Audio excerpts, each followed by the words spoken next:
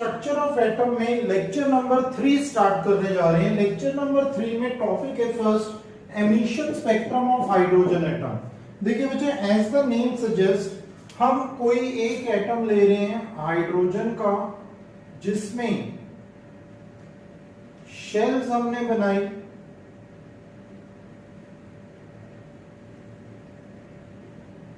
अब जो इलेक्ट्रॉन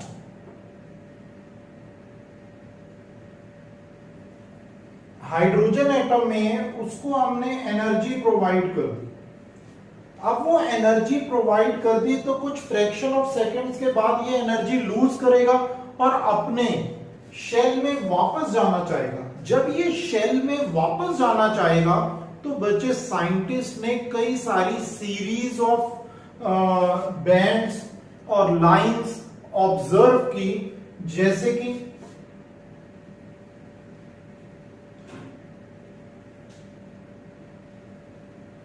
ऐसे ये सीरीज होगी एक, फिर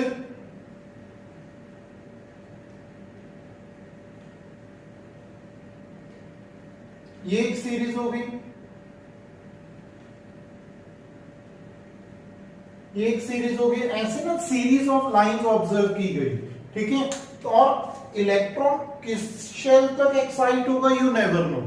ठीक है, तो साइंटिस्ट ने क्या किया, ये सीरीज को ऑब्जर्व करने की कोशिश करी, जो कि यूवी विजिबल और आईआर रीजन में लाई करती हैं अकॉर्डिंग टू देयर वेवलेंथ्स। ठीक है, तो ये सीरीज ऑफ लाइंस जो ऑब्जर्व की गई वो किस तरह ऑब्जर्व की वो मैं बताने जा रहा हूं, ध्यान से समझिएगा।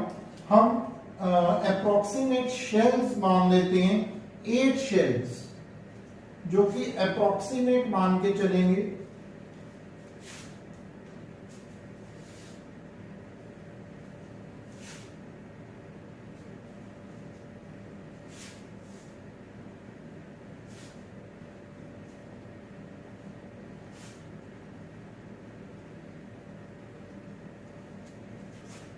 कैसे बनानी है सीरीज वो भी आप ध्यान से समझिएगा।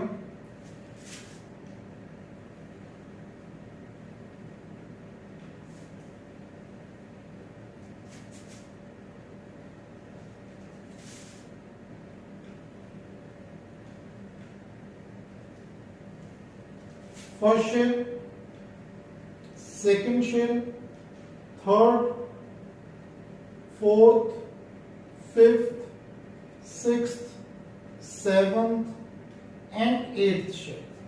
तो ये 8 शेल्स हमने बना दी, जो कि एक प्रॉपर, आपको भी पता है कि शेल्स में डिस्टेंस कम होता जाता है। ठीक है, अगर शेल्स में डिस्टेंस कम हो रहा है, ठीक है, तो ऑब्वियस सी बात है कि लास्ट जैसे जैसे शेल्स बढ़ती जाएंगी डिस्टेंस जो है वो कम होता जाएगा और डिस्टेंस अल्टीमेटली, ठीक है, बहुत कम रह जाएगा जैसे जैसे शेल्स बढ़ेंगे। अब देखिए, जो साइंटिस्ट ने ऑब्जर्व की series, first series,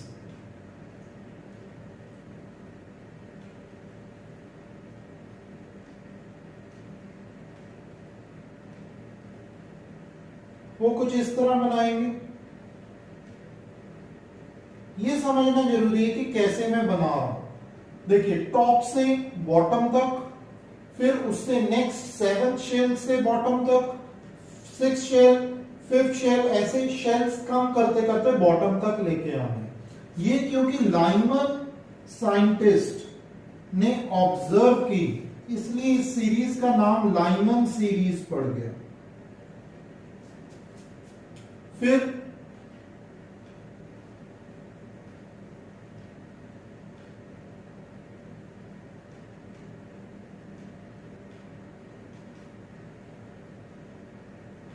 Balmer series, Balmer scientist ने ऑब्जर्व की थी ये सीरीज।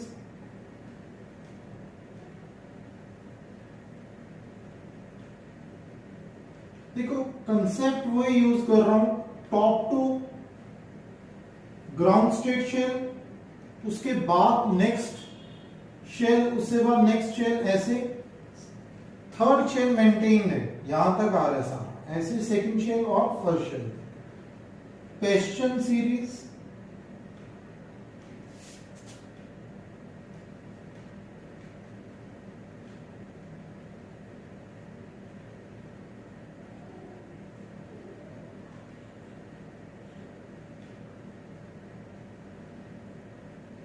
ब्रैकेट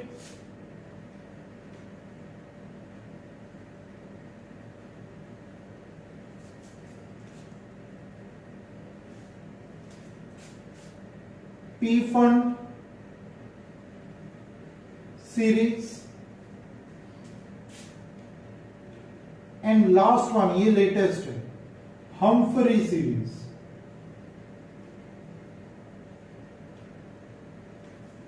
ठीक है, तो इस तरह से ये सारी सीरीज ऑब्जर्व की गई। लाइमन सीरीज यूवी रीजन में लाई किया। ठीक है, बाल्मर सीरीज विजिबल रीजन में लाई की, और बाकी सारे up to Humphrey, Paschen to Humphrey, ये आईआर रीजन, इंफ्रारेड रीजन में लाई किया। ठीक है, तो इस तरह से ये सीरीज ऑब्जर्व की गई। जिन जिन साइंटिस्ट ने ऑब्जर्व की, उन्हीं साइंटिस्ट के नेम पे ये सीरीज का नेम डेवलप हो गया। ठीक है, तो अब इसके बाद इस सीरीज को कैसे ऑब्जर्व किया जाए वो बताया जाएगा। बच्चे, ये मैंने आपको एक जस्ट एक एग्जांपल दी है, ये किसी बुक में इस तरह से मेंशन नहीं मिलेगा। आपको सिर्फ ये बताया है कि इलेक्ट्रॉन कैसे एक्साइट होता है, और वापस जाते हुए जो सीरीज ऑब्जर्व की जाती है वो कुछ इस तरह है। याद रहे, ये सिर्फ हाइड्रोजन और hydrogen like particles, I mean to say, जिनमें सिंगल इलेक्ट्रॉन। ठीक है, सिंगल इलेक्ट्रॉन कैसे हो सकता है? जैसे हीलियम पॉजिटिव, जैसे लिथियम 2 पॉजिटिव, ये सारे जो मैं आयंस भी बता रहा हूं उनमें भी सिंगल इलेक्ट्रॉन है, और ये सारी सीरीज सिंगल इलेक्ट्रॉन सिस्टम के लिए ही ऑब्जर्व की जाती है। ठीक है, तो अब देखिए, अब हम ये सीरीज को कैसे फर्दर स्टडी करेंगे वो बता रहा हूं, ध्यान देना। लाइमन सीरीज के लिए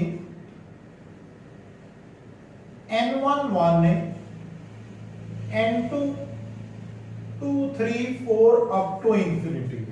ये समझेंगे कैसे आया।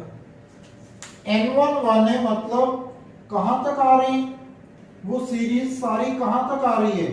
फर्स्ट शेल तक आ रही है, इसलिए हमने ग्राउंड स्टेट लिख दी N1 इक्वल टू 1।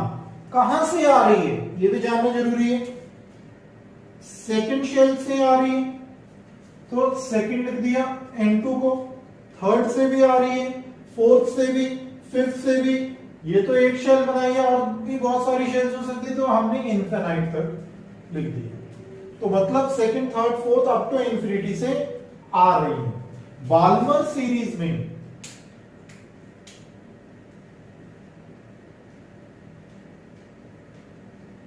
N1 क्या होगा? 2। सेकंड शेल है ग्राउंड स्टेट, कहां से आ रहे हैं? 3 4 5 अप टू इंफिनिटी। देखो, थर्ड से आया, फोर्थ से, फिफ्थ से, आगे Paschen series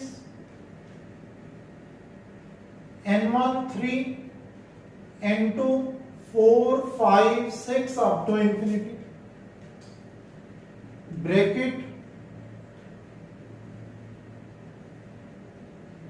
N1 4 5 6 7 up to infinity. P fund 5 6 7 8 up to infinity, and Humphrey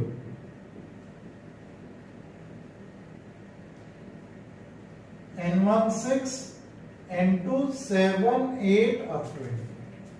तो ये ग्राउंड स्टेट्स आ गई N1, और कहां से आ रही है, किस शेल से आ रहे हैं, वो मैंने इस तरह मेंशन कर दिया। ठीक है, अब देखिए जे बाल्मर ने, किसने बचे, जे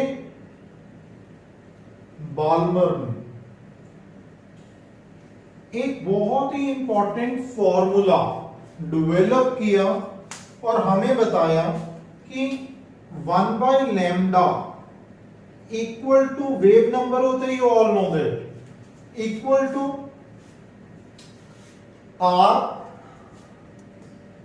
1/n1 square minus 1/n2 square into Z square होता है। ठीक है, तो ये formula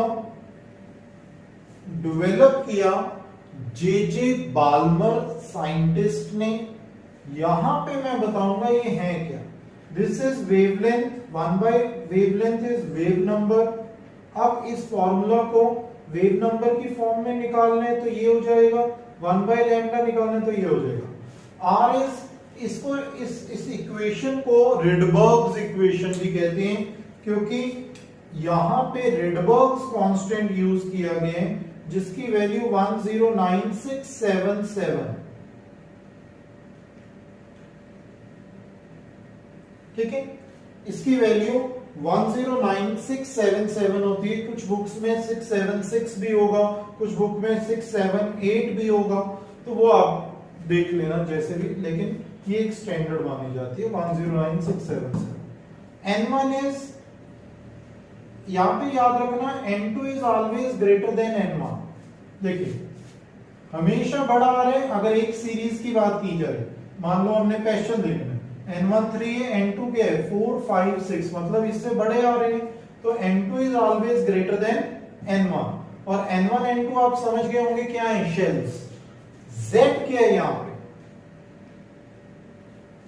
atomic number of hydrogen like particles, atomic number of hydrogen like particles. अब ये हाइड्रोजन लाइक पार्टिकल्स कौन से होते हैं, जैसे कि अगर हाइड्रोजन आ गया, आपको पता है Z1 होने वाले, हीलियम पॉजिटिव आ गया, ये मैंने पहले भी बताया, Z क्या हो जाएगा 2। एटॉमिक नंबर नहीं बदलता, लेकिन है ये हाइड्रोजन लाइक पार्टिकल। क्यों, क्योंकि 1 इलेक्ट्रॉन इन्वॉल्व हो रहे हैं। लिथियम 2 पॉजिटिव, Z क्या आ गया 3, लेकिन है ये हाइड्रोजन लाइक पार्टिकल। तो इस तरह से जिसके बारे में पूछा जाएगा उसके अकॉर्डिंग Z की वैल्यू। ठीक है, अब याद रहे इस फॉर्मूला के साथ। ठीक है, आपको अब मैं थोड़ा सा और भी आइडिया दूंगा कि कैसे हम इसको और फर्दर यूज करते हैं। देखिए आपको क्वेश्चन आ गया, इसके बेस पे न्यूमेरिकल्स आएंगे, कुछ न्यूमेरिकल्स मैं खुद भी करवाऊंगा, तो इसके बेस पे न्यूमेरिकल्स आते हैं। ठीक है, इस फॉर्मूला के बेस पे। ठीक है, बट एक और चीज जो आपको पता होनी चाहिए वो मैं बताने लगा, बड़े ध्यान से समझेगा। मान लो कोई भी सीरीज दे दी आपको, मान लो लाइमन सीरीज दे दी। ठीक है, लाइमन सीरीज में आपको बोला गया कि लॉन्गेस्ट और शॉर्टेस्ट वेवलेंथ फाइंड करनी। क्या फाइंड करना है बच्चे, longest wavelength and shortest wavelength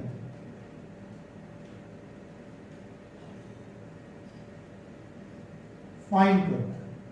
ठीक है, अब आपको ये बात समझनी पड़ेगी, लाइमन सीरीज ये, ठीक है, वेवलेंथ 1/λ है, जितनी बड़ी वेवलेंथ होगी।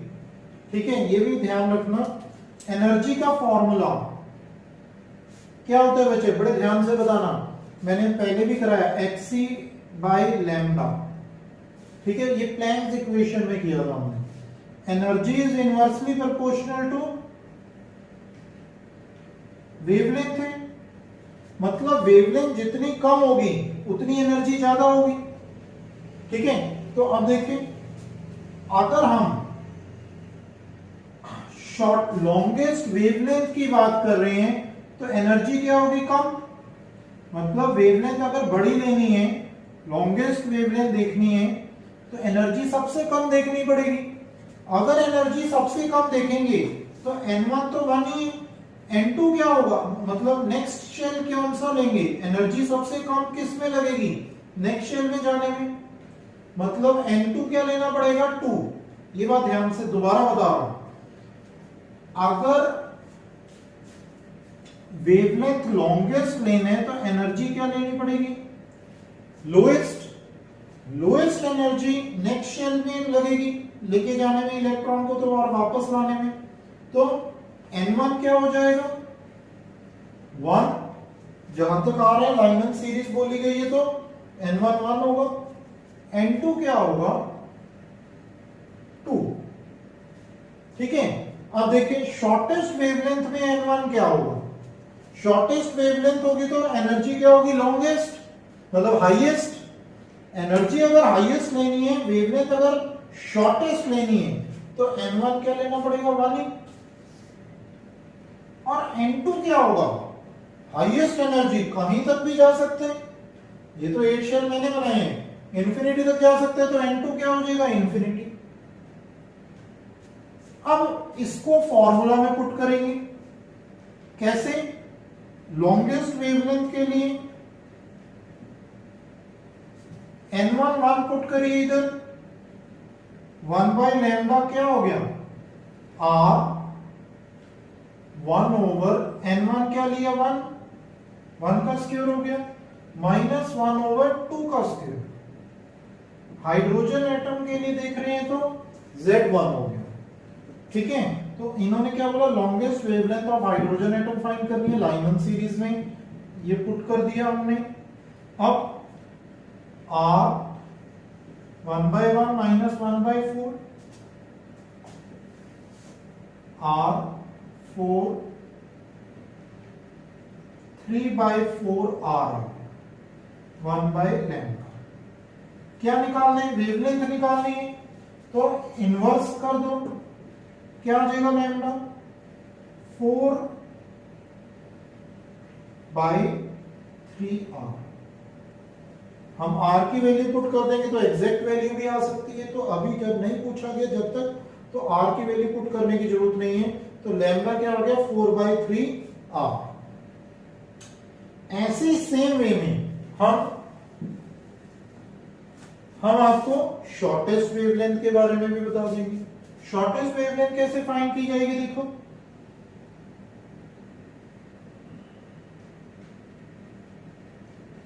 n1 क्या लिए, n1 क्या लेंगे, 1, n2 इंफिनिटी, Z1 क्या बन गया, r बाय 1, लैम्डा इनवर्स कर दो दोनों साइड, 1 बाय r। तो इस तरह आपको लॉन्गेस्ट वेवलेंथ और शॉर्टेस्ट वेवलेंथ मैंने निकालना सिखाया। ये लाइमन सीरीज दी थी, अगर मान लीजिए पेस्चन सीरीज दी होती, पेस्चन सीरीज दी होती मान लो, तो लॉन्गेस्ट वेवलेंथ फाइंड करने के लिए क्या करते, n1 क्या लेते, n1 3 लेते, और n2 क्या लेते, लॉन्गेस्ट वेवलेंथ है, एनर्जी क्या होगी, शॉर्टेस्ट, इसकी एनर्जी नेक्स्ट क्या आ रही है, शॉर्टेस्ट में 4। शॉर्टेस्ट वेवलेंथ n1 क्या लेंगे, 3, n2 क्या लेंगे, इंफिनिटी। क्योंकि वेवलेंथ अगर शॉर्टेस्ट है, एनर्जी क्या होगी, हाईएस्ट, एनर्जी हाईएस्ट है तो कहीं भी जा सकता है, कहीं से भी आ सकता है वो वापस।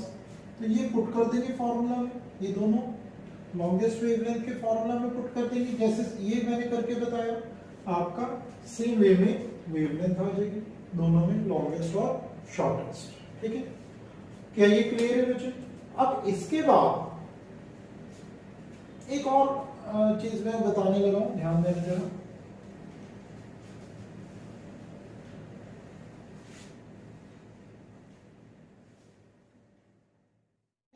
बच्चे total number of spectral lines अगर आ जाए, total number of spectral lines अगर आपको बोल दें कि total number of spectral lines बताइए, तो आपने फॉर्मूला यूज करना है n-1 n इंटू n-1/2। याद रहे ये शॉर्टकट फॉर्मूला है। मान लीजिए आपको मान लो आपको 6 शेल बोल दी, 6 शेल में नंबर ऑफ स्पेक्ट्रल लाइंस बतानी है, ठीक है। तो कैसे फाइंड करेंगे? 6 into 6 minus 1/2 that is 6 into 5/2 that is 15 lines। देखिए कैसे बनाएंगे, बना के भी आप चेक कर सकते हैं।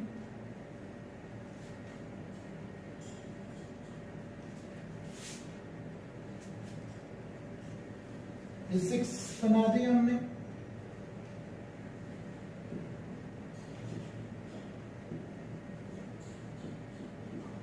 अब स्पेक्ट्रल लाइंस देखिए,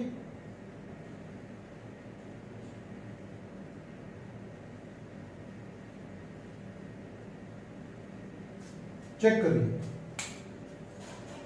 1 यहां से यहां तक 1 होगा, यहां से यहां तक 2 हो जाएगा। तो इसमें क्या आया? 1 and 2।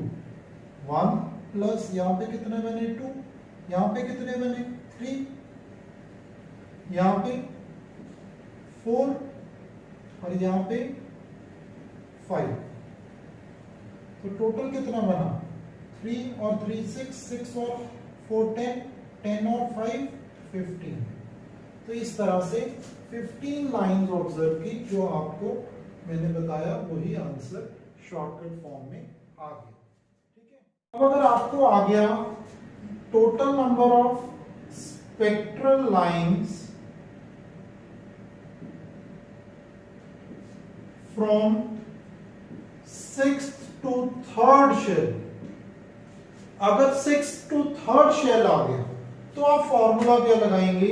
मान लो ये तो ग्राउंड स्टेट तक का फॉर्मूला था, जब सारे के सारे ग्राउंड स्टेट तक आ रहे हैं, लेकिन अगर मान लीजिए 3rd तक आ गए, ठीक है, तो कैसे जज करेंगे? Formula n2 minus n1, n2 minus n1 plus 1/2, ठीक है। देखिए कैसे, आपने 6 शेल्स बना दी, ठीक है। कैसे होगा? 3rd तक जाना है,